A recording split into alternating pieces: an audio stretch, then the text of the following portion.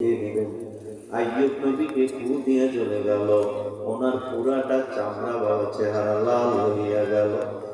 এরপরে লাল বর্ণটা আস্তে আস্তে পুরা শরীরে ছড়াইয়া পড়লো। আইয়ুব আলাইহিস সালাম বাবা দেখলেন যে ব্যথা বেদনা শুরু করছে, উনি তারপরেও বাবা বিরক্ত হয় না। একটা সময় পুরা শরীরে টোসা পড়িয়া গেল, উনি বাড়িতে চলিয়া গেলে টোসাগুলো আস্তে আস্তে গলতে শুরু করলো, পানি গলতে শুরু করলো। একটা সময় পুরা শরীরের মধ্যে পচন ধরিয়া গেল। আইয়ুব আলাইহিস সালামের শরীরের মধ্যে অসংখ্য পোকা বাসা বাইরা ফেলাইলো।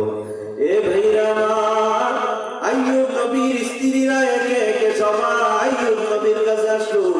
আয়েশা বলে, ও গো স্বামী আমার, আপনার গায়ে যে পচন ধরছে, দুর্গন্ধে আমরা থাকতে বড় কষ্ট হয়। আইয়ুব আলাইহিস সালাম বলেন, যাদের যাদের তালাকের প্রয়োজন তোমরা আমার কাছে আসো, আমি তালাক দিয়ে রাস্তা পরিষ্কার করে দেব, তোমরা চলে যাও।